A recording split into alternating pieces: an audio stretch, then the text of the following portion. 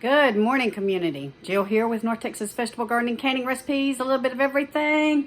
Gonna try something new today. So last year I had hurt my back and Greg canned a bunch of tomatoes for us because they were coming in droves right at this time last year, guys. And they are again this year too. But he used a hand mill last year. So this year, he said it was grueling.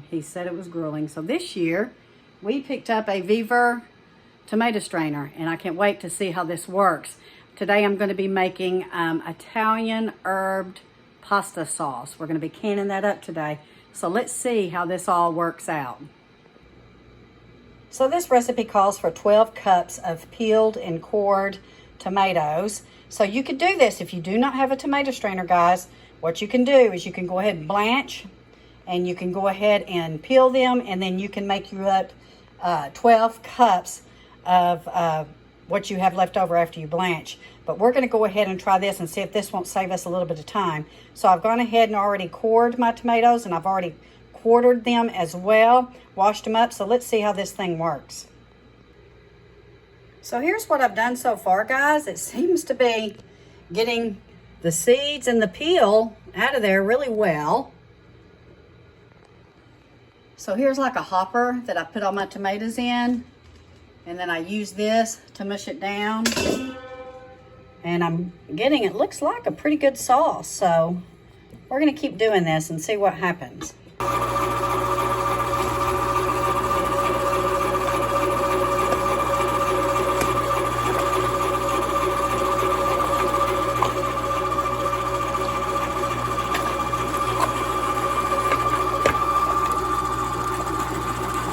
Yeah, quite a bit of pulp.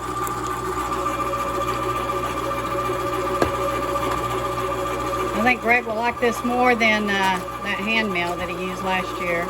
And this seems like it's going to be way more efficient. Look at there. Now that's some good stuff.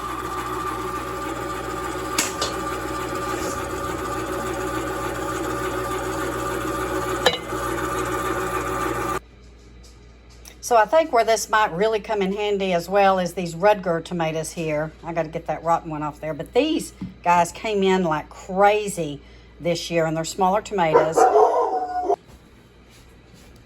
Sorry, my doggies heard Greg get home. So I think this is really going to help us use up these smaller variety tomatoes because they're hard to core and blanch. So let's see what happens.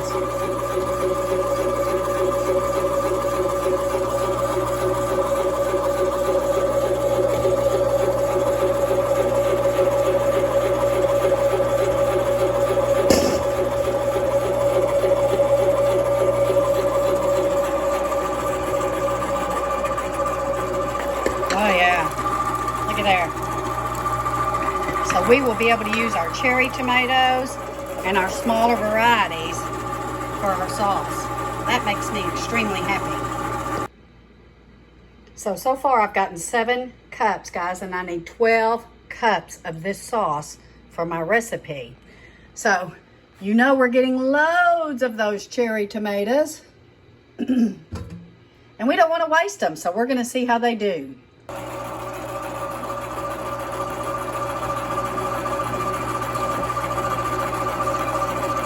I bet these produce pretty well. Oh, they are. They sure are.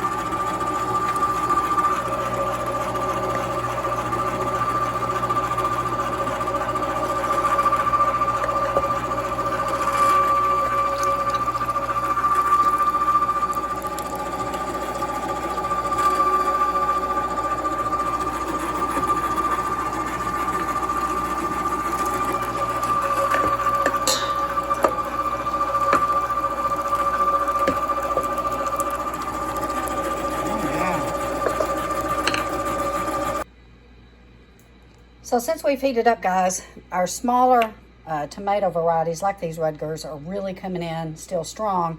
So I'm going to consume all of these first so I can save our large slicers for other projects or for just slicing and eating. And we're going to see how many we get. But you can see Beautiful red rich tomatoes, and you don't really have to core these because there's not much of a core to them, and I think this contraption is going to take care of that for me. So let me finish up here. So look at that beautiful sauce, guys. I got my 12 cups. I have a little bit left over here.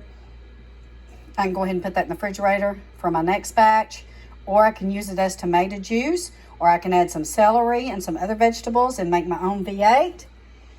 But now we're going to get ready on making our sauce. So this is part one of this video because I really want to promote and show you this VEVOR tomato strainer. I'm telling you guys, VEVOR is our favorite. We get all kinds of things from VEVOR. We are getting our gardening supplies, our gardening implements, KitchenAid stuff. So be sure and go check out their website, vevor.com, VEVOR.com, and see what all the great things they have. So I'm going to get this cleaned up. I'm going to start on my sauce, and then we're going to do part two of this video. Thank you for watching. Stay tuned.